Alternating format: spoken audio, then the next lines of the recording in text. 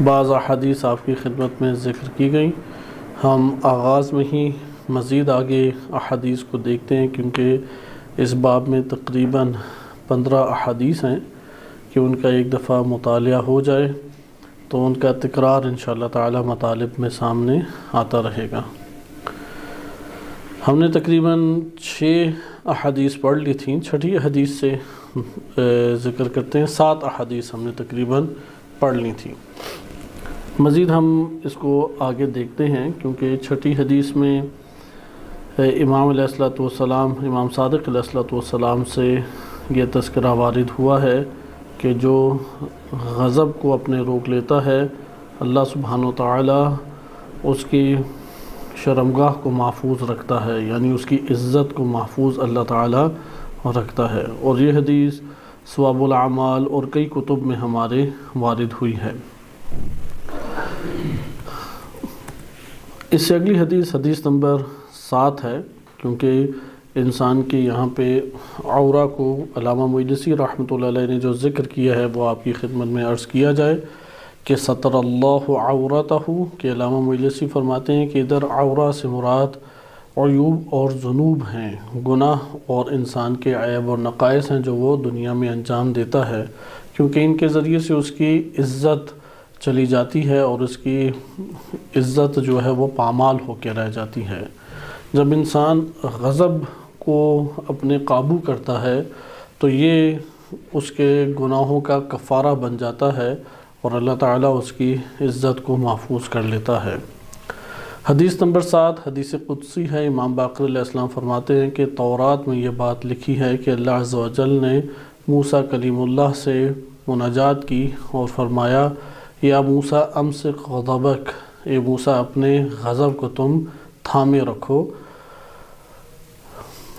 امن ملکتک علیہ، ان افراد سے جن کو ملکتک علیہ، جن کو میں نے تیرے ماتحت یا تیری ملکیت قرار دیا ہے۔ اگر ایسا کیا اکف عنک غضبی، تو میں اپنے غضب کو تجھ سے روک لوں گا۔ حدیث نمبر 8 کو دیکھیں۔ حدیث نمبر 8 میں عبداللہ بن سنان امام صادق علیہ السلام سے حدیث نقل کرتے ہیں، یہ بھی حدیث قدسی ہے کہ امام صادق علیہ السلام فرماتے ہیں، اوحى اللہ عز وجل الی بعض انبیائہ، اللہ عز و جل نے اپنے بعض انبیاء کی طرف وحی کی اور فرمایا، یا ابن آدم، اے فرزند آدم، اذکرنی فی غضبک، اپنے غضب میں میرا ذکر کرو، اذکرک فی غضبی، تو میں اپنے غضب میں تجھے یاد رکھوں گا، لا امحق فی من امحق وارض بی منتصرا۔ امحق، اس سے مراد علامہ مجلسی رحمۃ اللہ علیہ نے ذکر کیا ہے کہ اعمال کو باطل قرار دینا اور عذاب نازل کرنا، کہ اللہ سبحانہ وتعالی فرماتا ہے کہ لا امحق کا، میں تیرے اوپر تیرے اعمال کو باطل قرار نہیں دوں گا اور تیرے اوپر غضبناک نہیں ہوں گا، فی من امحق، وہ افراد جن کے اوپر تو غضبناک نہیں ہوا، یعنی ان کی خطائیں تھیں، ان کی غلطیاں تھیں، لیکن تو نے ان سے درگزر کیا اور ان کو سزا نہیں دی، میں بھی تیرے ساتھ یہی سلوک کروں گا۔ وارض بی منتصرا فإن انتصاری لک خیر من انتصارک لنفسک، اور تو راضی ہو جا میرے ہر امر کے اوپر۔ انتصار غلبے کو کہتے ہیں، فتح کو کہتے ہیں، انتقام بھی اس سے مراد لیا جاتا ہے، یعنی تم میرے اوپر راضی ہو جاؤ وقت انتقام، میں تجھ سے جب انتقام لینے کی باری آئی، میرے انتقام کی باری آئی، تو پھر اس وقت میں تیری خاطر انتقام لوں گا۔ وارض بھی، یعنی تو اس پہ راضی ہو جائے کہ یہ معاملہ میرے اوپر چھوڑ دے، تو خود انتقام نہ لے، بلکہ میں دوسرے سے انتقام لوں گا۔ اگر تو نے اپنے غضب میں اپنے آپ کو قابو کیا اور اس کے اوپر تو نے صبر کیا، حلم سے کام لیا، برداشت کیا اس امر کو، تو میں وہ انتقام لوں گا، میں تجھے غلبہ عطا کروں گا، اور میرا تیرے لیے انتقام لینا اس سے بہت زیادہ بہتر ہے جو تو خود اپنے نفس کے لیے انتقام لے، تو خود اپنے نفس کے لیے جو تگو دو کر، اس سے بہت زیادہ بہتر ہے۔ اس حدیث کی تھوڑی سی ہم تشریح کرتے ہیں، کیونکہ ہم تقریباً 10 کے قریب احادیث پڑھ لیں اور پھر مطالب کی طرف رجوع کرتے ہیں، کیونکہ یہ حدیث در حقیقت غضب کے علاج سے وابستہ ہے، اور علماء کرام جیسا کہ امام خوانی رحمۃ اللہ علیہ نے چہل حدیث یا ملا ناراقی رحمۃ اللہ علیہ نے جامع السعادات میں اسے غضب کے علاج کے ضمن میں اس حدیث کو ذکر کیا ہے، کیونکہ آغاز میں اللہ تعالیٰ فرما رہا ہے، بعض انبیاء سے اللہ تعالیٰ نے یہ فرمایا، اور خطاب تمام بنی آدم کو ہے، اولاد آدم کو ہے، کہ اپنے غضب میں میرا ذکر کرو۔ اللہ کا ذکر کرنے سے غضب قابو میں ہوتا ہے، غصہ قابو میں آتا ہے اور تھمتا چلا جاتا ہے۔ اذکرک فی غضبی، میں اپنے غضب میں تجھے یاد رکھوں گا، یعنی اگر انسان غضب کے وقت اپنے آپ کو قابو میں رکھے اور اس کا اظہار نہ کرے اور اس کے آثار انسانی افعال سے ظاہر نہ ہوں، تو اللہ تعالیٰ انسان کی خطاؤں اور گناہوں کے اوپر جو غضبناک ہوگا اس میں اللہ تعالیٰ انسان پر رحم فرمائے گا اور معاف فرما دے گا، درگزر فرمائے گا۔ پھر آگے کلمہ آتا ہے لا امحق کا فی من امحقہ۔ اس جگہ پہ کلمہ امحق یا محقن کو ہمیں کچھ دیکھنا چاہیے کہ اس سے مراد یہ ہے کہ ابطال العمل، عمل کو اللہ تعالیٰ کا باطل قرار دینا، یا تعذیبہ، اللہ تعالیٰ کا ایک شخص کو عذاب دینا، یا اس کے ذکر کو مٹا دینا، یا اس کو مثلا جلا دینا۔ یہ سارے کے سارے معنی حمقن کے ذیل میں وارد ہوئے ہیں، یعنی حمقن یعنی منع کرنا، ایک شخص کے اعمال کی حیثیت اور قیمت کو ختم کر دینا، یا اللہ تعالیٰ کے ایک چیز کو اٹھا لے جانا، یا اس کو مٹا دینا یا ایک چیز کو ختم کر دینا، یہ حمقن کہلاتا ہے۔ اسی میں یہ کلمہ انتصار بھی آ رہا ہے، جیسا کہ یہ کلمہ آج کل ہم عربی زبان میں بھی دیکھ رہے ہیں، جیسا کہ سید حسن نصر اللہ رحمۃ اللہ علیہ شہید عظیم، ان کا یہ کلام یا کلمہ معروف ہے ستنتصر، کہ ان قریب تمہیں فتح حاصل ہوگی۔ انتصار فتح کو کہتے ہیں، عام جو کلمہ ہے غلبے اور فتح کے لیے، اس کے لیے عربی میں کلمہ انتصار استعمال ہوتا ہے۔ فتح کھولنے کو کہتے ہیں، فاتح یعنی جس نے کھول دی ایک چیز۔ عربی زبان میں فاتح اور فتح بھی غلبے کے معنی میں آتی ہے، کامیابی کے معنی میں آتی ہے دشمن کے خلاف، اور انتصار بھی اسی معنی میں آتا ہے۔ لیکن اس جگہ انتصار سے مراد انتقام ہے۔ علامہ مجلسی رحمۃ اللہ علیہ نے واضح ذکر کیا والانتصار الانتقام، کہ اس سے مراد انتقام ہے، کیونکہ غضب کو انجام دینے سے جو مقصد اور غرض ہوتی ہے غالباً وہ ظالم کے خلاف اس سے انتقام لینا ہے۔ اب یہاں پہ ایک شخص کے ساتھ زیادتی ہوتی ہے اور وہ غصہ اور غضب کا شکار ہو جاتا ہے، بس یہ پہلا حصہ علاج غضب سے تعلق رکھتا ہے۔ دوسرا جو حصہ ہے وہ بہترین مورد جو غصے میں بنتا ہے اس سے تعلق رکھتا ہے، خصوصاً ذاتیات کے امور میں بہترین طریقہ کار اس سے تعلق رکھتا ہے، اور وہ یہ ہے کہ انسان سے جو خطائیں ہوتی ہیں، انسان سے جو غلطیاں صادر ہوتی ہیں، ان خطاؤں اور غلطیوں میں یعنی بعض اوقات آپس میں درگیر ہو جاتے ہیں، جھگڑا شروع ہو جاتا ہے، بعض کی بہت ساری چیزیں ناگوار محسوس ہوتی ہیں، تو یہ سارے اسباب ہیں، اس سے غصہ اور غضب جنم لیتا ہے۔ غصہ اور غضب جب جنم لے تو انسان اس کے مد مقابل انتقام چاہتا ہے۔ یہاں پہ یہ حدیث قدسی یہ بیان کر رہی ہے کہ اپنے نفس کے لیے تم خود انتقام نہ لو، بلکہ اس انتقام کو تم میرے اوپر چھوڑ دو، میں ان سے خود انتقام لوں گا، اور میرا تیری خاطر کسی سے انتقام لینا اس سے کئی گنا بہتر ہے کہ تو اپنے لیے انتقام لے۔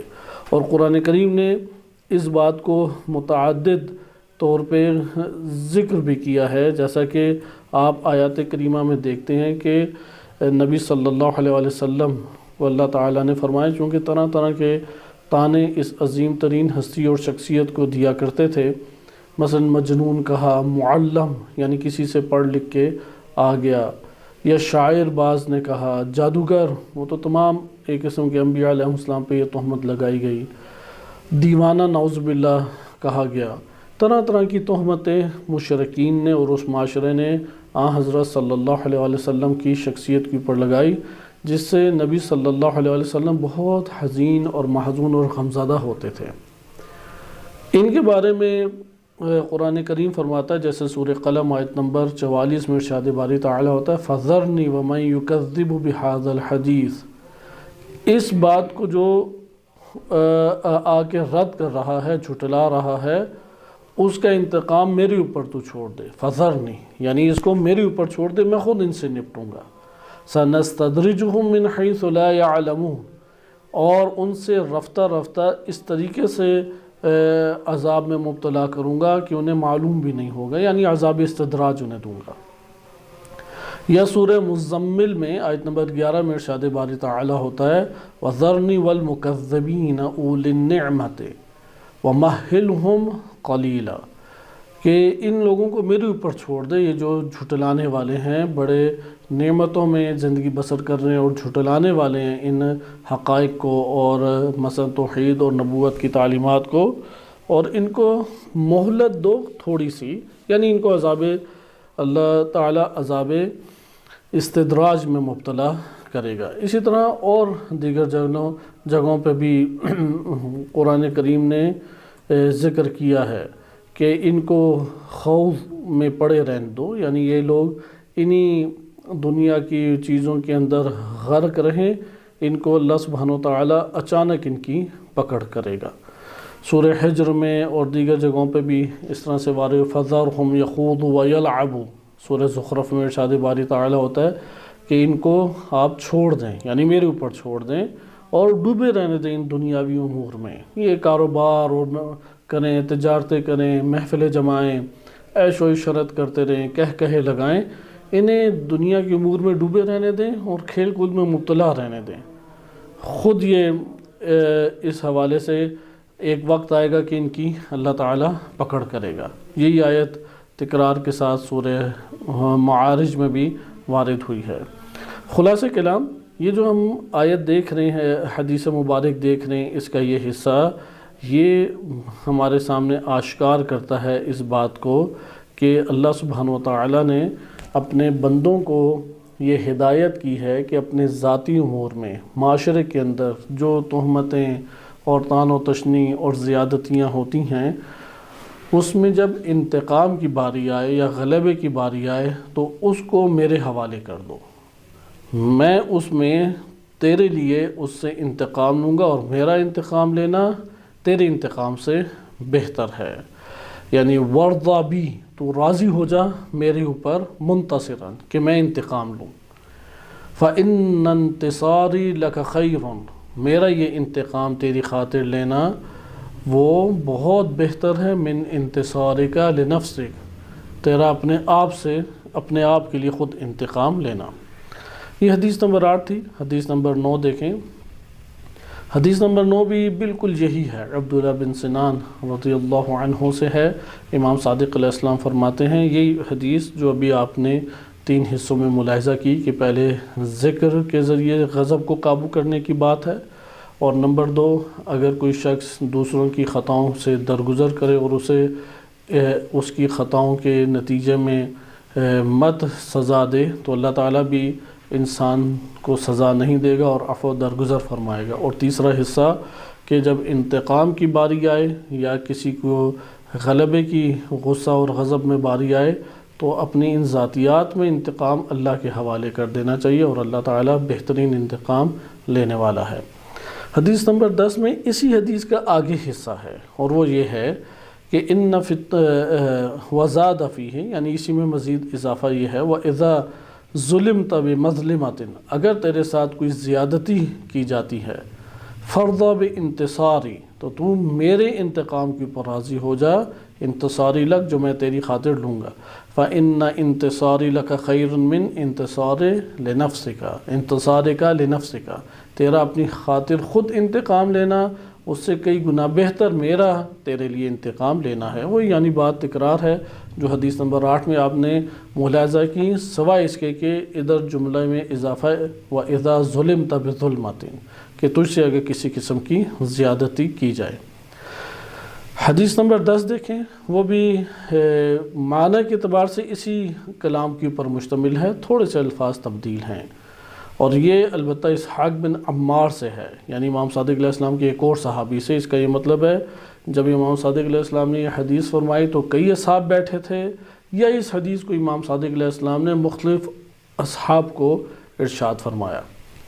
یہ حدیث قدسی اسی طرح سے اس میں وارد ہوئی، حدیث نمبر 10 میں ان فی التورات مکتوبا، تورات میں یہ بات لکھی ہوئی موجود ہے، یبن آدم، اے فرزند آدم، اذکرنی حین تغضب، جب تم غضبناک ہوتے اس وقت میرا ذکر پڑھو، مثلا لا حول ولا قوت، یا سبحان اللہ، یا اللہ اکبر، کوئی بھی ذکر، لا الہ الا اللہ، یہ لا الہ الا اللہ، لا حول ولا قوت، عموماً یہ کلمات ایسے ہیں کہ جو ایک مسئلے کو کاملاً اللہ کی طرف بازگشت دینے والے ہیں۔ جب تم غضبناک ہو تو اللہ میرا ذکر کرو، اللہ تعالیٰ فرماتا ہے اذکر کا عند غضبی، میں اپنے غضب کے وقت تجھے یاد رکھوں گا، فلا امحق فی من امحقو، اور جو تو نے اگر فلا امحق، میں تیرے اعمال کو باطل نہیں کروں گا یا تجھے سختی میں یا عذاب میں نہیں ڈالوں گا، فی من امحقو، کہ ان امور میں کہ جن کو، مثلا اگر ہم گزشتہ حدیث سے اسی مطلب کا جائزہ لیں تو معنی واضح ہوتا ہے کہ اگر تو نے دوسروں کے امور میں درگزر کیا تو میں تیرے امور میں بھی درگزر کروں گا، اور ان امور میں تیرے ساتھ عذاب کا سلوک نہیں کروں گا۔ اچھا، اس سے اگلا حصہ وہ بھی اسی طریقے سے ہے کہ امام علیہ السلام حدیث قدسی میں فرماتے وَإِذَا ظُلِمْتَ بِمَظْلَمَةٍ، اگر تیرے ساتھ زیادتی کی جائے تو پھر میری انتقام جو میں تیری خاطر لوں گا، یعنی انتقام کا مسئلہ میرے اوپر چھوڑ دے، راضی ہو جا کہ میں تیرے لیے انتقام لوں جس نے تجھ سے زیادتی کی ہے، کیونکہ میرا فَإِنَّ انتصاری لَكَ خَيْرٌ، میرا تیرے لیے انتقام لینا جس نے تجھ سے زیادتی کی ہے وہ بہت اس چیز سے بہتر ہے کہ تو خود اپنے نفس کے لیے انتقام لے۔ یہ ہمارے پاس 10 حدیثیں آئی ہیں اور بقیہ 5 حدیثیں ہمارے پاس رہ جاتی ہیں کہ اس کو انشاءاللہ تعالی ہم اگلے درس میں مطالعہ کریں گے۔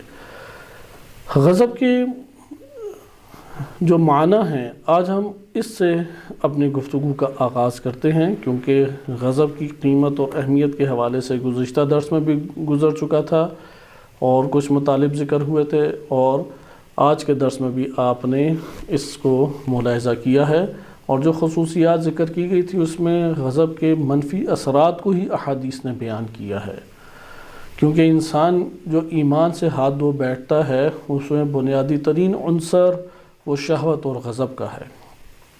ہم اپنی گفتگو غضب کے معاملے میں جس ٹاپک کے اوپر زیادہ پھیلائیں گے وہ ہے علاج غضب، کیونکہ غضب کے اسباب علاج غضب کے آغاز میں بیان کیے جاتے ہیں، اور اسی کو ہمیں زیادہ تیار بھی کرنا چاہیے، اپنے نفس کو آمادہ کرنا چاہیے کہ ہم اس مرض کا علاج کریں، کیونکہ غضب، قوت غضبیہ ایک ایسا منبع ہے جس سے کثیر بد اخلاقی کے ملکات صادر ہوتے ہیں، ایک اس کی چھوٹی مقدار نہیں ہے، ایک بڑی مقدار ہے کہ جو جرائم کی انسانی نفس سے صادر ہوتی ہے قوت غضبیہ کے منبع سے۔ اسی طرح بالکل اسی طرح جیسے منبع شہوت سے ایک بڑی تعداد جرائم کی انسانی نفس سے صادر ہوتی ہے، اسی طرح منبع قوت غضبیہ ہے۔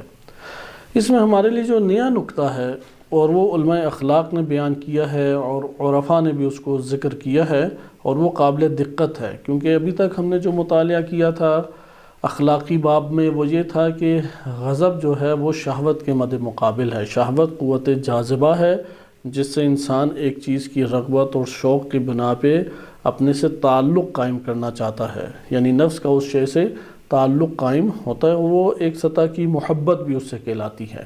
کیونکہ محبت کے اپنے مدارج ہیں، عشق کے اپنے مدارج ہیں۔ اس میں آغاز کا جو مرحلہ ہے وہ محبت شہوانی سے تعبیر کیا جاتا ہے، چونکہ اس میں میلان ہے، رغبت ہے، اس میں ایک ارتباط ہے۔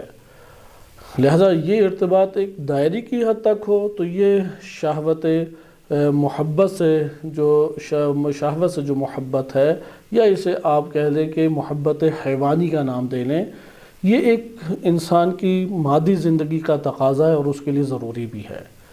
اس کے بعد پھر آگے کے مراحل طے ہوتے ہیں، وہ انشاءاللہ اپنے موضوع میں جب آئیں گے تو تب اس کا ہم جائزہ لیں گے، لیکن اس کو تذکر کے باب سے آپ کے سامنے بیان کیا جائے، کیونکہ اس پہلو پہ ابھی تک گفتگو ہماری ہوئی نہیں ہے۔ انشاءاللہ آگے ہوگی کہ شہوت کا محبت سے کیا تعلق ہے، کیونکہ دونوں کے لغوی معنی انتہائی قریب ہیں۔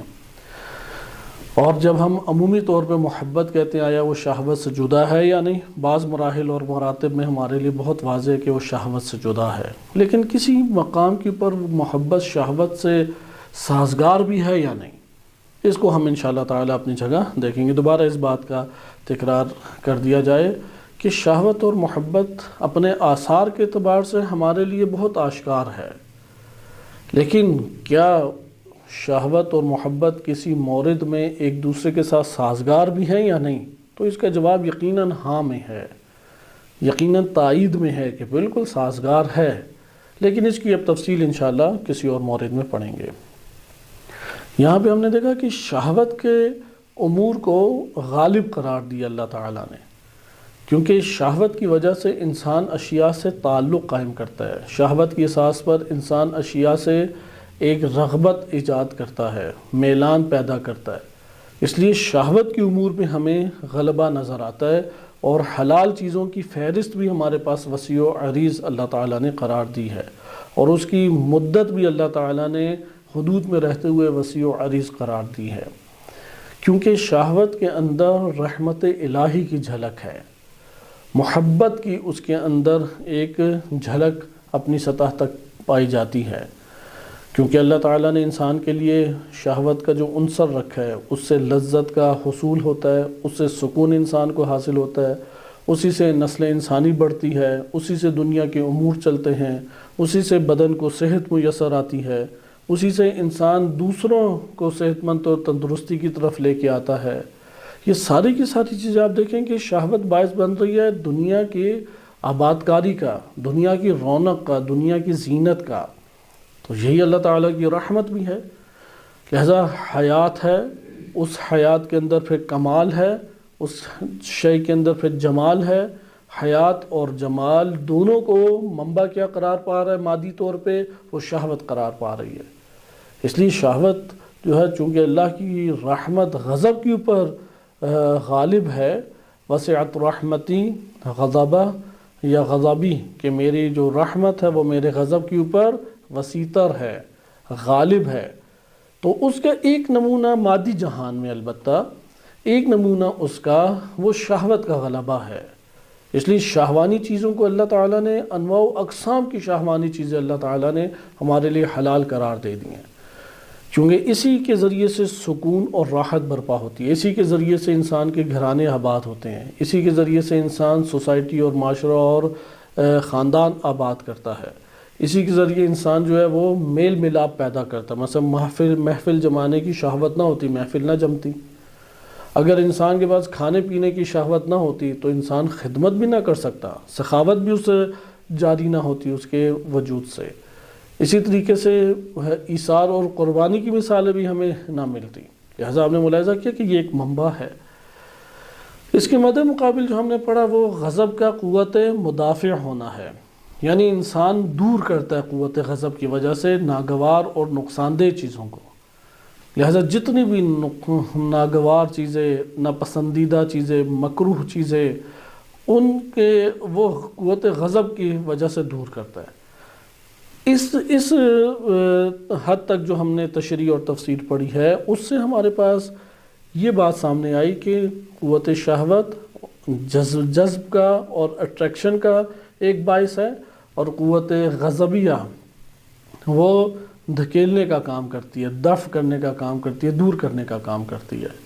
لیکن آج ہم جو اب قوت غضب کو پڑھ رہے ہیں، چونکہ یہ جملہ ہم پہلے پڑھ چکے ہیں کہ غضب فرع شہوت ہے. علامہ حسن زادہ عاملی رحمۃ اللہ علیہ کا ہم نے کلام پڑھا تھا، ان کے ہزار و یک کلمہ کتاب ہے، اس کتاب کے اندر سے ہم نے یہ جملہ پڑھا تھا کہ شہوت کی فرع وہ غضب ہے. یعنی شہوت اصل ہے اس دنیا کے اندر، مادی جہان کے اندر شہوت اصل ہے، اس کی ایک شاخ غضب ہے یا اس کے اوپر متفرع ہے. شہوت ہوگی تو غضب ہوگا.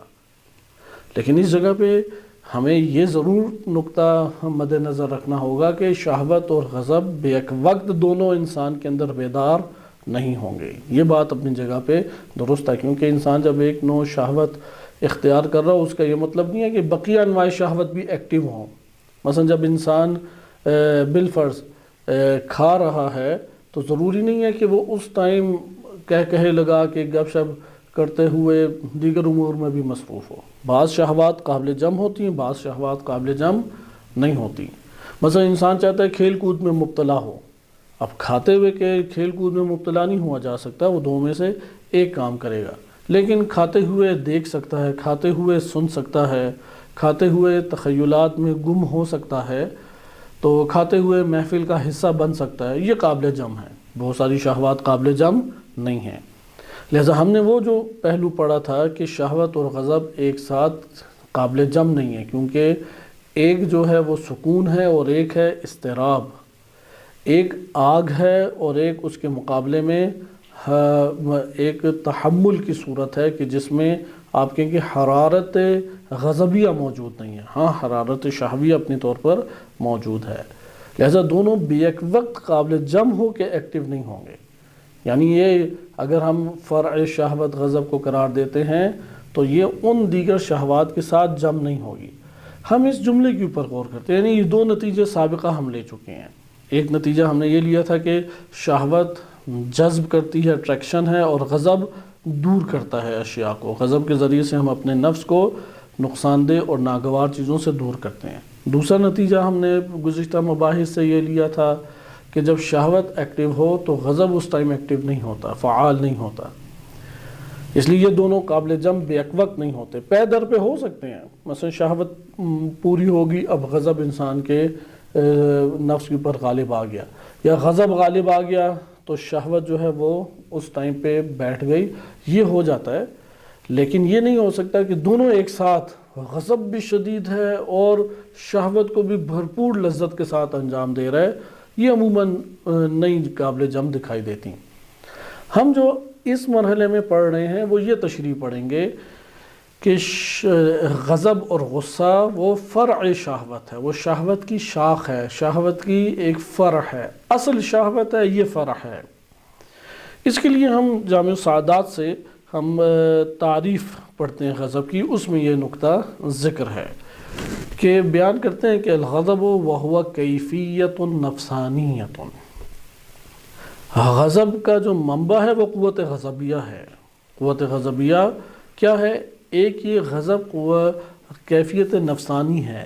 وہ کیفیت نفسانیت موجبۃ لحرکت الروح من الداخل الی الخارج للغلبۃ. ایک ایسی انسانی نفس کے اوپر طاری ہونے والی یہ کیفیت ہے جو سبب بنتی ہے کہ روح انسان کے اندر من الداخل، روح اپنے داخل اپنے اندرون سے حرکت کرے اور باہر کی طرف آئے غلبے کی خاطر. اندرون میں یہ حرکت پیدا ہوتی ہے اور باہر انسان کے افعال سے صادر ہوتی ہے. پیدا کہاں پہ ہوئی ہے یہ حرکت؟ روح کے اندر پیدا ہوئی ہے. روح کے اندرون میں یہ حرکت ایجاد ہوتی ہے. یعنی جب یہ کیفیت انسانی نفس پر طاری ہو جائے، چھا جائے، تو جیسی یہ کیفیت چھائے گی تو روح کے اندر ایک حرکت جنم لے گی. یہ اندرونی حرکت جو روح کے اندر جنم لی ہے یہ خارج ہونا چاہے گی انسان کے اعضاء و جوارح سے. یہ جب خارج ہونے کی طرف آتی ہے تو کیوں خارج ہونے کی طرف آ رہی ہے؟ یعنی یہ حرکت جنم کیوں لی؟ کہ یہ داخل سے جنم لے کے انسان کے وجود سے باہر ایجاد ہو. کیا اس کی وجہ ہے؟ للغلبۃ، غلبہ پیدا کرنے کے لیے، غالب آنے کے لیے. اس تعریف پہ بہت دقت کریں کیونکہ سارے نتائج اسی تعریف سے آگے ہمارے سامنے آئیں گے۔ ہوا کیفیت نفسانیت، غضب ایک نفسانی کیفیت ہے، ایک کیفیت انسانی نفس کے اوپر جو طاری ہوتی ہے۔ موجبت، ایسی کیفیت جو سبب بن رہی ہے۔ کس چیز کا سبب بن رہی ہے؟ لحرکت الروح من الداخل، انسان کے اندرون سے روح کے اندر حرکت کے ایجاد کی، روح کی اندر ایک حرکت کو ایجاد کرنے کا باعث بن رہی ہے یہ کیفیت نفسانی۔ اچھا، وہ حرکت داخل میں جب ایجاد ہوگی تو کیا چاہ رہی ہے؟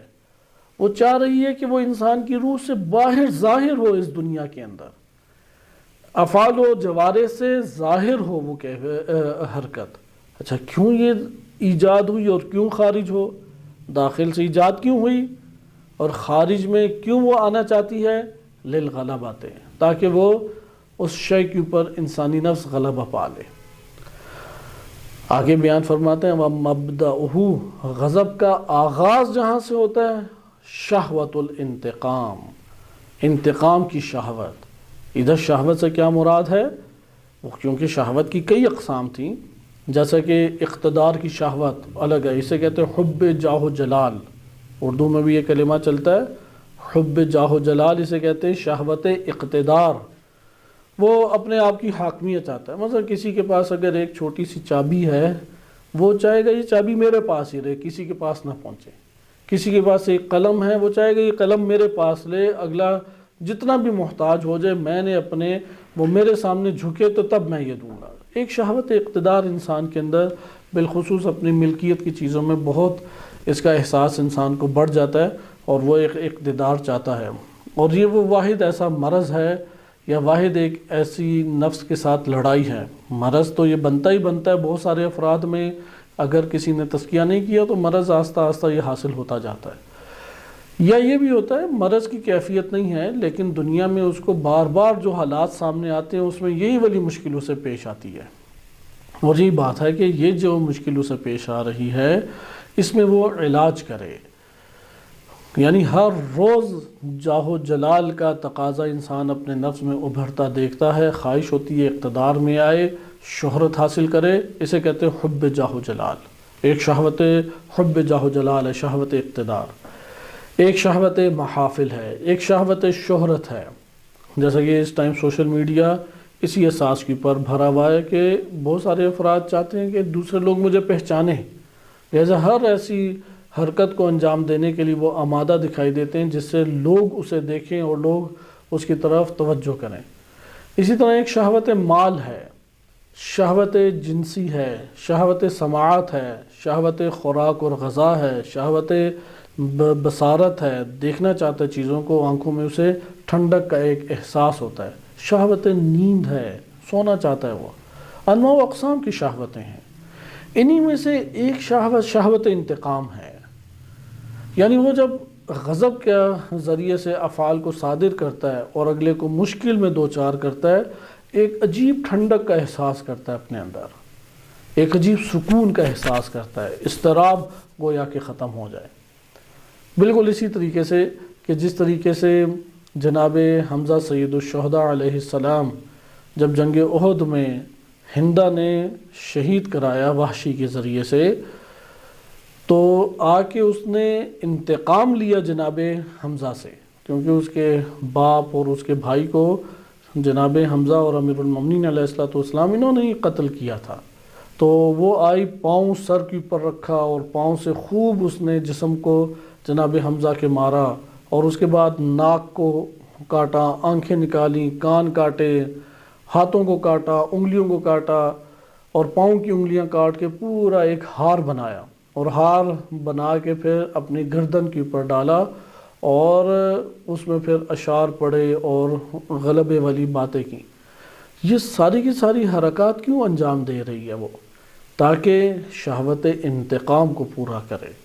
جب تک یہ واقعہ نہیں صادر ہوا تھا، ہر رات اور ہر دن ہندہ کے لیے عذاب کا اور اضطراب کا دن تھا، کیونکہ اندر وہ ٹھنڈک اور وہ حرارت وہ بجھ نہیں رہی، ٹھنڈک نہیں آ رہی، اضطراب جو ہے اسے بے چین کیے ہوئے ہے، اس لیے وہ شہوت انتقام کی پر تڑپ رہی ہے، یہاں تک کہ اس نے انتقام لیا، یعنی وہ جنگ سے سارے کے سارے عرب مشرکین کے بڑے بڑے نامور بہادر فرار کر رہے ہیں، یہ وہاں پہ کھڑی ہے اور لوگوں کو بار بار دھکیل کے پیچھے لا رہی ہے کہ تم لوگ کہاں بھاگ گئے ہو، کہاں تم لوگوں کی مردانگی گئی، جنگ سے تم لوگ فرار کر رہے ہو، کیا اپنے تم لوگوں کو ذلت اور جو نسلوں میں تمہاری ذلت رہ جائے گی، یہ واقعات جب تمہاری نسلوں میں بیان کیے جائیں گے، کوئی اس کا تمہیں خیال نہیں ہے، طرح طرح کے تانے دیے اور بعض تانے سن کے واپس بھی لوٹے۔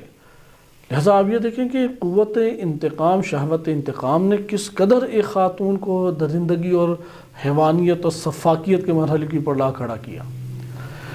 لہٰذا یہ چیز ہمارے سامنے آئی کہ انتقام کی بالآخر ایک ٹھنڈک ہے۔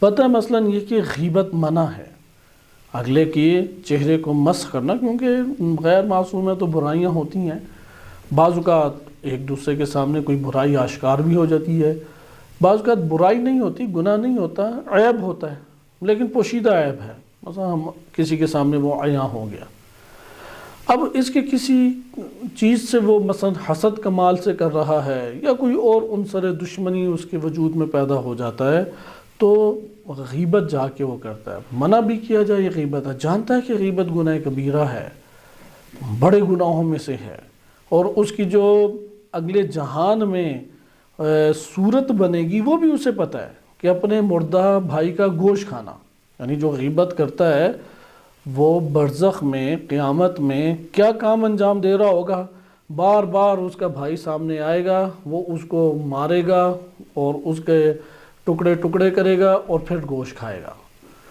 دوبارہ سے وہ پھر یہ عمل انجام دے، بار بار یہ عمل انجام دیتا رہے گا۔ لہٰذا اسے یہ پتہ ہے کہ کیا اس کا انجام ہے اور یہ خود جہنم بھی ہے، لیکن اس کے باوجود ٹھنڈک حاصل ہوتی ہے، اسے ایک لذت کا احساس ہوتا ہے، یا کسی وقت تہمت اور بہتان لگائے گا تاکہ انتقام کو وہ لے، یا شماتت کہ کسی کو مصیبت میں، اپنے مخالف کو مصیبت میں دیکھ کے اس کے اوپر خوش ہونا، اس کے اوپر انسان کا مسکرانا، تبسم کرنا، خوشی منانا دوسرے دشمن کو مصیبت کے اندر دیکھ کے۔ لہٰذا ملاحظہ کیا آپ نے کہ یہ جو شہوت انتقام ہے اس کا آغاز کہاں سے ہوتا ہے؟ شہوت یعنی مبدأہ، غضب کا آغاز کہاں سے ہوتا ہے؟ یہ جب شہوت انتقام جاگ جاتی ہے۔ جب بھی شہوت انتقام جاگتی ہے آپ کو غضب کے آثار صادر ہوتے ہوئے انسان سے دکھائی دیں گے۔ مثلا اگر کسی نے ایک شخص کو چھیڑ دیا، وہ کہتا ہے کہ اب میں تمہیں بتاتا ہوں، یہ جو اس نے اب ارادہ کیا ہے وہ کس چیز کا ارادہ کیا ہے کہ اس نے جو مجھ سے ایک زیادتی کی ہے یا میرے ساتھ اس نے ناگوار ایک عمل انجام دیا ہے، غلط عمل انجام دیا ہے یا تکلیف اور اذیت مجھے دی ہے، اس کو میں سبق چکاتا ہوں، یعنی میں انتقام اس سے لیتا ہوں۔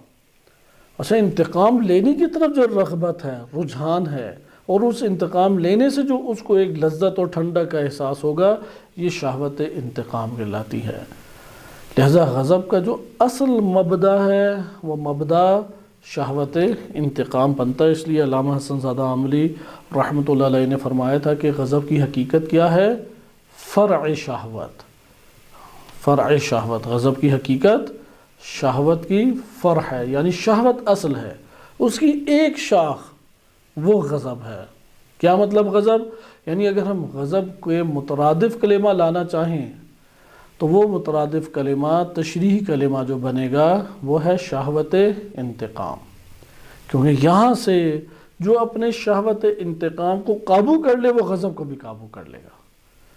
یہ ہمارے پاس ایک نیا نکتہ تھا اور اس کو امام خمینی رحمۃ اللہ علیہ نے چہل حدیث میں بھی بیان کیا ہے، اور یہاں پہ ہمارے پاس مجموعی طور پہ غضب کے جو پہلو ہیں وہ سامنے آ جاتے ہیں۔ البتہ اس طرف ایک اور عنصر آپ کی خدمت میں ذکر کیا جائے جو کہ جامع السعادات میں بیان کیا گیا ہے کہ جنس اور انواع ایک منطقی ترتیب کے مطابق ہمارے سامنے آتی ہیں۔ جنس اور انواع، جنس سے مراد یہ ہوتا ہے کہ ایک جامع مفہوم یا معنی اور اس کے ضمن میں دیگر بڑے بڑے مفاہیم کا آنا۔ مثلا کلمہ حیوان ہے، حیوان کا مطلب یہ ہوتا ہے کہ ایک ایسا جاندار کہ جو اپنے ارادے سے حرکت بھی انجام دے اور 5 سینسز حواس کا استعمال بھی کرتا ہو، 2 خصوصیات کا مالک ہو۔ نمبر 1 پہلی خصوصیت کیا ہے؟ ارادے سے حرکت کرے۔ مثلا نباتات ارادے سے حرکت نہیں کر سکتے، حرکت ہے لیکن ارادی نہیں ہے، اختیاری نہیں ہے۔ پتھر حرکت ہوتی ہے ان میں بھی لیکن ارادی اور اختیاری نہیں ہے۔ حیوان وہ جاندار ہے جو حرکت کو انجام دیتا ہے۔ اس میں حشرات بھی آ جاتے ہیں، کیڑے مکوڑے بھی آ جاتے ہیں، بیکٹیریاز بھی آ جائیں گے، جراثیم بھی آ جائیں گے، اختیار سے جو حرکت کرے اور حواس کا استعمال کرے۔ اب حواس کسی میں جامع تر اور قوی تر ہیں، بعض میں قلیل ہیں اور کمزور بھی ہیں، مختلف خصوصیات ہیں۔ بہرحال یہ 2 مفہوم، اب اس مفہوم کے ضمن میں بہت سارے ایک وسیع مفاہیم آ جاتے ہیں۔ مثلا مفہوم انسان، مفہوم انسان اس کے اوپر بھی یہ اپلائی ہوتا ہے، یہ والا جو وسیع مفہوم ہے، یعنی حرکت ارادے سے اور حواس کا استعمال۔ اسی طرح آپ لے لیں مثلا شیر کو لے لیں، بکری کو لے لیں، اچھا اسی طریقے سے آپ جنات کو لے لیں، اسی طرح سے آپ بھینس کو لے لیں، دیگر مجموعے بناتے جائیں۔ یہ جو آپ مجموعے بنا رہے ہیں اور یہ سارے مجموعے ایک وسیع مفہوم کے ماتحت آ رہے ہیں، یہ وسیع مفہوم کیا کہلاتا ہے؟ جنس۔ اور اس کے نیچے جو مجموعے آ رہے ہیں ان ہر مجموعے کو نوع کہتے ہیں۔ دوبارہ یہ عرض کر دوں آسان زبان استعمال کرتے ہوئے، وائلہ یہ اصطلاحی زبان میں بڑا سخت بیان ہو جاتا ہے کہ ایک جامع معنی ہے، اس جامع معنی کے نیچے کئی مجموعے آ جاتے ہیں، تو وہ جامع معنی کیا کہلائے گا؟ جنس۔ اور نیچے جو مجموعے بن رہے ہیں وہ نوع۔ ہاں ہر نوع دوسری نوع سے، یعنی ہر مجموعہ دوسرے مجموعے سے کس بنا پر جدا ہو رہا ہے؟ جبکہ وہ جامع معنی کے مشترک طور پہ جامع معنی ان سب مجموعوں میں پایا جاتا ہے۔ پس اوپر جامع معنی کے اعتبار سے تمام مجموعے وہ مشترک ہیں، وہ پہلو کیا ان میں مشترک ہے، لیکن اسی وقت ہر مجموعہ دوسرے مجموعے سے جدا ہے یا نہیں؟ تو جس اساس پر ایک مجموعہ دوسرے مجموعے سے جدا ہو رہا ہے، ایک نوع دوسری نوع سے جدا ہو رہی ہے، وہ بنیادی طور پہ 2 چیزیں ہیں۔ اول فصل کہلاتی ہے، یہ ذات کے اندر موجود ہوتی ہے ہمیشہ، یعنی ذات، وہ اس مجموعے کی ذات دوسرے مجموعے کی ذات سے جدا ہے۔ اگر ہم یہ معلوم کر لیں کہ اس مجموعے کی فصل کیا ہے، یعنی وہ ذات کی اساس پر جدائی کہاں پر ہے، تو اسے فصل کہیں گے، کیونکہ ہر مجموعہ ایک ذات رکھتا ہے اور ایک صفات رکھتا ہے، ایسا ہے یا نہیں؟ یعنی جو جامع مفہوم ہے اس کے ماتحت مجموعے آ رہے ہیں، ہر مجموعہ یا اپنی ذات کی وجہ سے جدا ہو رہا ہے دوسرے مجموعے سے، یا اپنی خصوصیات کی وجہ سے، صفات یا خصوصیات کی وجہ سے جدا ہو رہا ہے۔ اگر ذات کی وجہ سے جدا ہو رہا ہے اسے کہیں گے وہ نقطہ اختلاف فصل کہلائے گا، اور اگر خصوصیات کی بنیاد کے اوپر جدا ہو رہا ہے تو اسے عرضی کہا جاتا ہے، اسے عرضی خاصہ اور عامہ میں پھر تقسیم ہوتی ہے۔ یہ ایک منطقی زبان ہے۔ یہاں پر بھی ہمارے پاس قوت غضبیہ ایک جنس ہے، اس جنس کے نیچے کئی ہمارے پاس مجموعے انواع بنتی ہیں۔ قوت شہویہ بھی اسی طرح ہے، قوت شہویہ ایک جنس ہے جس کے نیچے مجموعے بنتے ہیں، کیونکہ ہر مجموعہ شہوانی جدا ہے، یعنی ہر مجموعے میں جاذبیت پائی جاتی ہے، میلان پائے۔ مثلا ایک مجموعہ آ جاتا ہے حب جاہو اقتدار، نمبر دوسرا مجموعہ آ جاتا ہے شہوت کے نیچے حب مال، تیسرا مجموعہ آ جاتا ہے مثلا مختلف قسم کی آگے صورتیں نکلتی جاتی ہیں۔ اسی طرح قوت غضبیہ انسان کے اندر بنیادی ایک قوت ہے۔ ہم جیسا کہ تفصیل سے اس قوتوں کا مطالعہ کر رہے ہیں کہ ہمارے پاس قوت مدرکہ ہے جن کے ذریعے سے انسان چیزوں کو درک کرتا ہے، پھر اس کی آگے ہم نے تقسیم کی تھی۔ اس مقام کے اوپر آپ دقت کریں، قوت غضبیہ ایک جنس بنتی ہے، اس کے نیچے انواع ہیں، یعنی کئی مجموعے ہیں۔ ان میں سے ایک مجموعہ ہے خوف۔ ابھی ہمارے پاس وقت نہیں ہے، انشاءاللہ اپنی جگہ پہ ہم اسے پڑھیں گے جو علماء اخلاق نے ذکر کیا ہے۔ انہی میں سے ایک ہے تہور، ایک ہے اس میں جبن، اسی طریقے سے ہمارے پاس مثلا مجموعے یہ معذرت یہ ہمارے پاس اس جنس میں رذائل اور فضائل کا باب تھا. جو مجموعے بنتے ہیں ان میں پہلا ہے خوف. انہی میں سے ایک انسان کے پاس آ جاتا ہے مثلا تکبر، انہی میں سے ایک آ جاتا ہے انسان کے اندر عجب، انہی میں سے ایک آتا ہے کہ نفس کا پست ہونا، حقیر ہونا، انہی میں سے آ جاتا ہے کہ ہمت کا بیٹھ جانا، جلد بازی، سوء ظن، انتقام، اچھا سخت اور شدید دشمنی، بد اخلاقی، انتہائی بد اخلاقی، حقد، اندر شدید کینہ اور بغض رکھنا. اچھا انہی میں سے ایک غضب بھی ہے. انہی میں سے ایک ہے کہ دوسروں کو طعنہ تشنی کرنا اور برے القاب سے پکارنا. یہ سارے کے سارے ان میں سے کیا ہیں؟ یہ اس قوت غضبیہ سے مجموعے صادر ہو رہے ہیں. دوسروں پہ فخر کرنا، دوسروں کے پاس سرکشی اور بغاوت کرنا. اچھا یہ چیزیں ہمارے پاس کیا ہیں؟ انہی عناصر میں سے آتی ہیں. عصبیت بھی، تعصب کرنا، انسان کے وجود انسان کا تعصب کرنا، قساوت قلبی، حق کو چھپانا، یہ ہمارے پاس مجموعے مختلف قسم کے سارے قوت غضبیہ سے صادر ہو رہے ہیں. یہ ہمارے بہرحال ایک بحث ہوئی.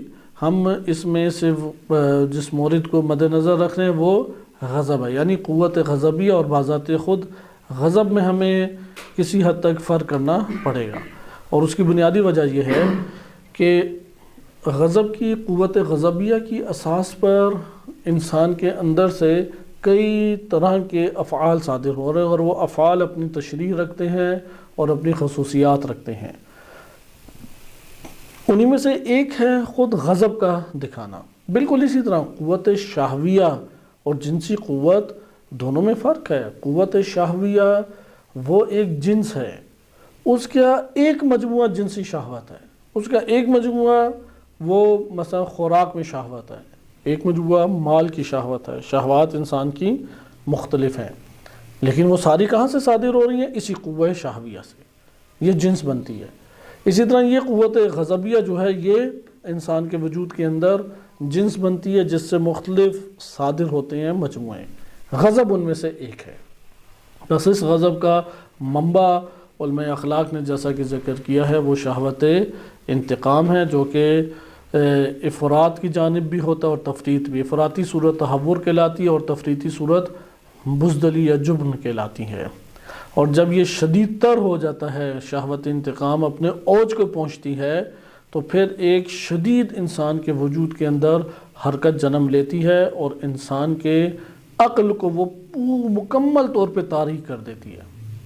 یعنی عقل جو ہے وہ غضب کے فوراً بھڑکنے سے عقل کی نورانیت ختم نہیں ہوتی، کچھ حصہ نورانیت کا ختم ہو جائے گا. لیکن جیسے جیسے انسان کے وجود کے اندر شہوت انتقام بڑھتی چلی جاتی ہے، ویسے ویسے عقل جو ہے اس کا نور بجھتا چلا جاتا ہے، یعنی عقل کے اوپر پردہ چڑھتا چلا جاتا ہے. یہاں تک کہ ایک وقت آتا ہے کہ عقل کام کرنے میں اتنی کمزور اور ضعیف ہو جاتی ہے کہ وہ کوئی نتیجہ ہی نہیں دے پا رہی ہوتی. یعنی پوری عقل کے اوپر غصہ اور غضب جو ہے وہ چھا جاتا ہے. ایسی صورت میں کوئی واعظ اسے واعظ کرے، کوئی ناصح اسے نصیحت کرے، کوئی ہادی اسے ہدایت دے، ساری چیزیں بے اثر ہوں گی، کیونکہ عقل ہی اس نے دبا دی. غضب کو اتنا اس نے غلبہ دیا، اتنا شدید اس نے کیا، شہوت انتقام نے ہر طرف سے عقل کو گھیر لیا ہے. تو یہاں سے عقل کی نورانیت ہو تو وہ ہدایت اور صحیح باتوں کو پکڑے گی. تو غضب اس طور پہ ظلمتوں میں شمار ہوتا ہے. اس لیے بعض علماء اخلاق یہ بات بیان کرتے ہیں کہ غضب در حقیقت آگ کے شعلوں میں سے ایک بھڑکتا شعلہ ہے کہ جو جلا کے رکھ دیتا ہے عقل اور اس کی خصوصیات کو. اور یہی وجہ بیان کی گئی ہے کہ اللہ تعالیٰ نے شیطان لعین کو آگ سے خلق کیا، اس لیے وہ غضب کے اندر ڈوبا ہوا ہے، حقد اور حسادت کے اندر ڈوبا ہوا ہے. تکبر اور سرکشی اس کے اوپر غالب ہے کیونکہ آگ سے وہ خلق ہوا ہے. اور آدم علیہ السلام ان کی روح جو ہے وہ نور سے خلق ہوئی ہے، اس کے اندر نورانیت پائی جاتی ہے. لہذا یہ وجہ بنتی ہے کہ وہ دوسروں کو اذیت دینے، تکلیف دینے کی ہر ٹائم شیطان کوشش کرتا ہے. جو تکلیف اور اذیت کی ہر وقت کوششوں میں لگا رہے، یہ قوت غضب کی افراطی صورت کی بنیاد پر ہے. یہاں پہ ہمیں اب ایک مطالعہ کرنا چاہیے کہ قوت غضب کے مثبت اثرات اور قوت غضب کے منفی اثرات. بلا شک و شبہ منفی اثرات زیادہ ہیں. ابھی تک ہم نے جتنی احادیث پڑھی ہیں کہ 10 احادیث ہم پڑھ چکے ہیں باب الغضب کی، اور سب میں آپ نے مشترکہ طور پہ یہ دیکھا ہے کہ غضب کے نقصانات کو ہی فقط بیان کیا گیا ہے، اور اس غضب کو قابو کرنے میں، یعنی ادھر قوت غضبیہ کا تذکرہ نہیں ہے، کیونکہ قوت غضبیہ کے جڑ سے تو بہت ساری شاخیں نکل رہی ہیں. مثلا شاخ تکبر ہے. تکبر شہوت کی بنیاد پر نہیں ہوتا. اسی طرح عجب، وہ شہوت کی اساس پر عجب نہیں ہوتا. حسد شہوت کی اساس پر نہیں ہوتا، دشمنی کی اساس پر حسد ہوتا ہے. سوء ظن، بار بار دوسروں کے برے چیزوں کا ابھرنا، یہ اس وقت عام ہے دنیا میں کہ بات کسی کی سنتا ہے، کسی کا تصور ذہن میں آتا ہے، صرف اس کی برائی ذہن میں آتی ہے.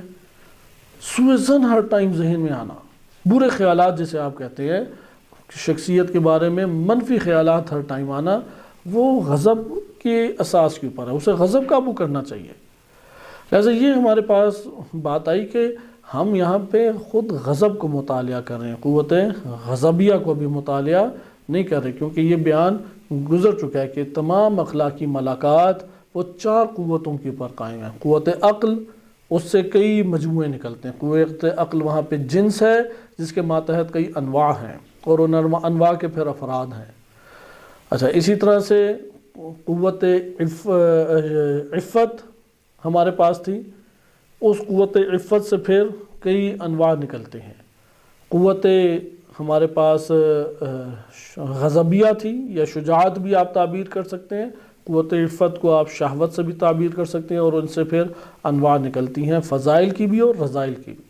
اور آخر میں ہمارے پاس قوت عدالت تھی کہ قوت عدالت سے پھر ہمارے پاس مختلف صورتیں نکلتی ہیں. لہذا ادھر ہم قوت غضبیہ کو ابھی مطالعہ نہیں کریں بذات خود، یعنی قوت غضبیہ سے جو مختلف طرح کے مجموعے نکلتے ہیں، تکبر ہے، حسد ہے، عجب ہے، یا اسی طرح سے سوء ظن ہے، بغاوت اور سرکشی ہے، وغیرہ وغیرہ، انہی میں سے غضب ہے، یعنی شہوت انتقام لینا. ادھر غضب سے کیا مراد ہے؟ خود انتقام لینا. قوت غضبیہ سے کیا مراد تھی؟ دفع کرنا، نقصان دہ چیزوں سے انسان کا اپنے آپ کو بچانا. اب بچانے کے طور طریقے اسی اعتبار سے نیچے تک مختلف ہوتے چلے جاتے ہیں. غضب کیا ہے؟ شہوت انتقام اس کا مبدا اور محور ہے. یہاں پہ قوت غضب اللہ تعالیٰ نے کیوں انسان کو قرار دی، یہ اب ہم اگلے درس میں انشاءاللہ مطالعہ کریں گے. اگلا درس ہم اس عنوان سے رکھیں گے کہ فضائل اور رذائل، یعنی فضائل کے اوپر زیادہ بات چیت کریں گے، کیونکہ رذائل پچھلے درس میں بھی ذکر ہوئے اور آج بھی اس کے رذائل ہی ذکر کیے گئے ہیں 1-9. اگرچہ ہم نے غضب کی حقیقت اور ماہیت کے حوالے سے گفتگو آج کی، لیکن اس کے نتائج اور اس سے استفادہ کیسے کر سکتے ہیں قوت غضبیہ سے، یہ مطالعہ اگلے درس میں کریں گے. اور اس کے بعد یہ دیکھیں گے کہ ہم اس کا علاج کیسے کریں. یہاں پہ ملا ناراقی رحمۃ اللہ علیہ نے غضب کو قابو کرنے کے تقریباً 12 سے اوپر علاج کے طریقے بتائے ہیں، 12 سے اوپر علاج بتائے ہیں، اور ان میں سے ہم ہر ایک کو انشاءاللہ تعالی مطالعہ کریں گے، تاکہ اس غضب کو ہم تقریباً 13، کل تعداد 13 ہے، 13 انہوں نے علاج بتائے ہیں. اور پہلا طریقہ کار علاج کا وہ قیمتی ترین طریقہ کار ہے، اس لیے انہوں نے تمام کے تمام علاج کے طریقوں کے اوپر اس طریقے کو رکھا ہے. کچھ تو ہم نے حدیث کے دوران ہی پڑھ لیا، مثلا غضب کی حالت میں اپنی آپ کو تبدیل کرنا، حالت کو، بیٹھے کھڑے ہو جائیں. جیسے نہیں ہوتا کہ ایک چیز مثلا ہاتھ جلتا ہے تو تیز تیز ہوا دیتے ہیں، ایک چیز کو بجھانا ہو تو تیز تیز ہلاتے ہیں. اسی طرح انسان کے اندر آگ بھڑک اٹھی ہے تو وہ جب مختلف حرکتیں کرے گا، ایک حرکت میں رہے تو زیادہ جلے گا، یقیناً وہ مختلف حرکات کو انجام دے گا تو وہ آہستہ آہستہ اس کے اندر بیٹھے گی. اسی طرح ہم نے ایک اور طریقہ کار پڑھا آج کی حدیث میں، وہ کیا ہے؟ ذکر الہی، کہ اس ٹائم ذکر الہی کرنا شروع کر دے، اللہ کی طرف اپنی توجہ کرے، کامل توجہ کوشش کرے اللہ کی طرف چلی جائے. ایک طریقہ پہلے بھی ہم نے پڑھا گزشتہ درس میں، وہ ہے خاموشی، غرر الحکم میں امام علی علیہ السلام کا فرمان ہے کہ غضب کو خاموشی کے ذریعے بجھاؤ، یعنی بالکل خاموش ہو جاؤ، کوئی آگے سے رسپونس نہ دو، چپ ہو جاؤ۔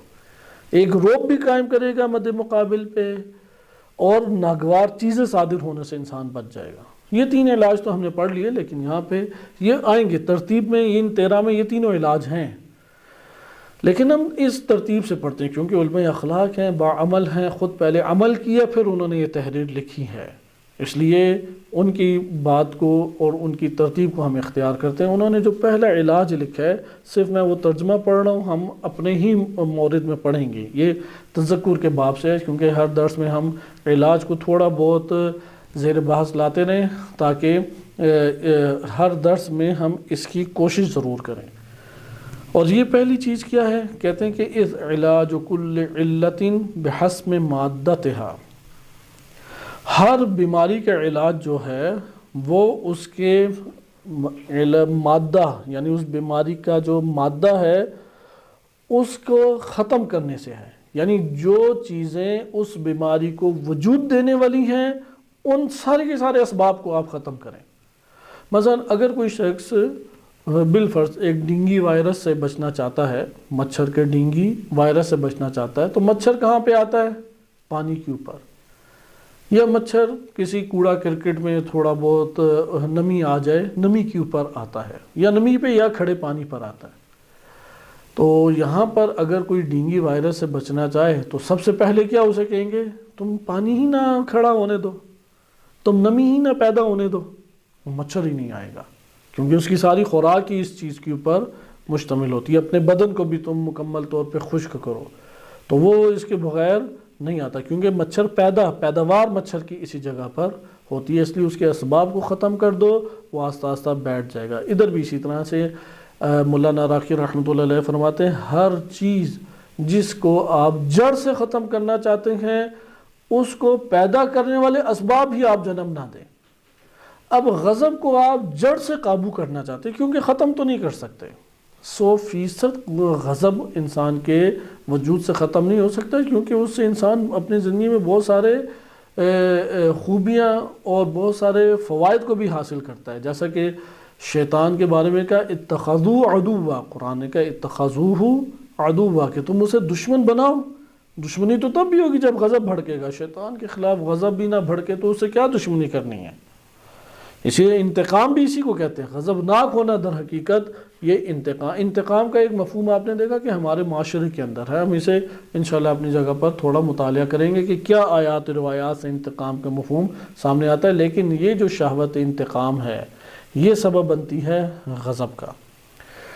یہاں پہ اب علاج دیکھیں، غضب کو جنم کون دیتا ہے؟ یہ ابھی ایک عام انسان کی بات ہو رہی ہے، غضب الہی کا مورد جدا ہے، اللہ سبحانہ وتعالی محبت بھی کرتا ہے، رحمت بھی فرماتا ہے، غضبناک بھی ہوتا ہے۔ اللہ تعالیٰ کے لیے مبدا اس کا جو ہے غضب کا وہ بلا شک و شبہ انتقام ہے، لیکن وہ انتقام جو اللہ سبحانہ وتعالیٰ کی حکمت اور اس کی عدالت اور اس کی رحمت سے سازگار ہو، لہذا اللہ تعالیٰ کی طرف جب ہم نسبت دیں گے تو اس کی صفات عالیہ سے اس کو سازگار کرنا لازم ہے۔ لیکن ابھی ہمیں ایک انسان کی، عام انسان کی بات کریں، اس کے اندر غضب کو کون سی چیزیں بھڑکاتی ہیں، وجود کون سی چیزیں دیتی ہیں؟ آپ ان چیزوں کو ختم کرتے چلے جائیں، غضب قابو میں آ جائے گا۔ اس لیے انہوں نے واضح طور پہ یہ بات لکھی، بہرحال جو لکھا ہے میں صرف ٹائم کی قلت کی وجہ سے وہ پڑھ دیتا ہوں۔ فرماتے ہیں کہ واہیہ، کہ جو چیزیں غضب کے مادے کو جنم دیتی ہیں وہ کون ہے؟ العجب، عجب یعنی خود پسندی، اپنی بات اور اپنی ہر رائے بڑی اچھی لگنا۔ نمبر 2 فخر، اپنے کمال پہ نگاہ رکھتے ہوئے دوسروں کے اوپر اپنے آپ کو زیادہ باکمال دکھانا۔ کبر، تکبر، یعنی دوسروں کو حقیر سمجھتے ہوئے اپنی بڑائی کا ان کے اوپر قائل ہونا۔ غدر، انسان کا دھوکہ دینا، نفع کی خاطر اگلے کو دھوکہ دیتا ہے۔ لجاجت، یعنی انسان کا سرکشی، ہٹ درمی جسے کہتے ہیں، ضد بازی، ہٹ درمی دکھانا۔ میراہ، یعنی بیجا بحث مباحثہ، یہ جو بحث مباحثہ مسلسل کرتے ہیں، ایک نے کہا پھر دوسرے نے اسے رد کیا، پھر اس نے کہا پھر دوسرے، میرا یہ غضب کا آہستہ آہستہ سبب بن جاتا ہے۔ مزاح، مذاق وغیرہ، بیجا مذاق کرنا، وہ غضب میں انسان کو آہستہ آہستہ لے آتا ہے۔ استہزاء مذاق اڑانا، مزاح چونکہ مثبت استعمال ہوتا ہے، جیسے آپس میں ہنسی مذاق کرتے ہیں۔ استہزاء کہتے ہیں کسی کا مذاق اڑانا، کیونکہ مزاح میں مذاق اڑانا پیش نظر نہیں ہوتا، لیکن مزاح جب اپنے دائرے سے وسیع ہوتا جائے تو اگلا جو ہے وہ آہستہ آہستہ غصہ غضب کا شکار ہونا شروع ہو جاتا ہے ان باتوں کی وجہ سے، یا کوئی ایسے الفاظ انسان سے نکل آتے ہیں۔ لیکن استہزاء یعنی خصوصی طور پہ مذاق اڑانا۔ اسی طرح تعییر، کسی کو بے عزت کرنا، کسی کو ذلت اور خواری میں ڈالنا، یعنی تعییر یعنی عیب اور نقص نکالنے کو کہتے ہیں، یعنی عار یعنی ننگ و عار جسے کہتے ہیں، یعنی عیب اور کسی کے سامنے شخصیت میں نقص نکالنا۔ نمبر 10 مخاصمہ، باہمی لڑائی جھگڑا کرنا۔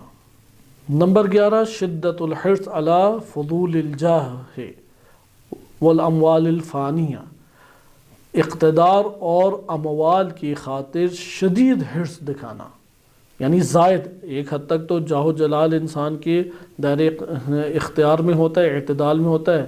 فضول یعنی فالتو، بیکار، بیجا، افراطی جاہ دکھانا، اپنے شخصیت کو بڑا اور منصب اور اقتدار کی کوشش کرتے ہوئے دکھانا، یا فنا ہونے والے اموال کے لیے، یعنی وہ حرص کیوں دکھا رہا ہے، سارے کام خوب محنت اور زحمت سے کر رہا ہے تاکہ منصب اور اقتدار اور حاکمیت مل جائے، یا یہ اموال مجھے مل جائے، شدت حرص ان دو چیزوں میں۔ پھر آگے ذکر کرتے ہیں واہیہ، یعنی یہ ٹوٹل انہوں نے 11 چیزیں ذکر کی ہیں۔ واہیہ باجمعھا اخلاق ردیئۃ مہلکۃ، یہ سارے کے سارے اخلاق پست قسم کے اخلاق ہیں جو ہلاکت سے انسان کو دوچار کرنے والے ہیں۔ ولا خلاص من الغضب مع بقائها، اس جملے کی خاطر یہ سارا آپ کی خدمت میں پڑھا گیا اصل میں، کہ غضب سے چھٹکارا ان ردی اور پست اخلاق کی موجودگی میں ممکن ہی نہیں ہے، یعنی نفس کے اندر یہ بد اخلاقیاں موجود ہوں اور وہ چاہے کہ میں غضب پہ قابو پا لوں، یہ نہیں ہو سکتا۔ عموماً لوگ بڑا سوال بھی کرتے ہیں کیسے ہم غضب پہ قابو پائیں، کیا کریں؟ تو سب سے پہلے یہ علاج بتانا چاہیے، آپ کہیں کہ ان 11 میں سے تو کوئی آپ کے اندر خود محاسبہ کریں موجود تو نہیں ہے، ہم اپنا محاسبہ کریں ان 11 میں سے کچھ موجود تو نہیں ہے۔ اگر کوئی ان 11 میں سے کوئی چیز موجود ہے اور غضب کے اوپر قابو پانا چاہیں، یہاں پہ کہتے ہیں ولا خلاص من الغضب، غضب سے چھٹکارا نہیں مل سکتا ان کی موجودگی اور بقا کی صورت میں، فلا بد من ازالتها حتى تسہل ازالتہ، کہ آپ کے لیے ان بد اخلاقیوں سے اجتناب اور ان کو نفس سے زائل کرنا لازم ہے، یہاں تک کہ تاکہ آپ کے لیے غضب کو اپنے نفس سے زائل کرنا آسان ہو۔ یعنی جب تک یہ 11 بد اخلاقیاں انسانی نفس سے دور نہیں ہوں گی، غضب بھی دور نہیں ہوگا۔ جب تک یہ 11 بد اخلاقیاں انسانی نفس سے زائل نہیں ہوں گی تب تک غضب بھی زائل نہیں ہوگا، یعنی علت اور معلول کا تعلق ہو گیا۔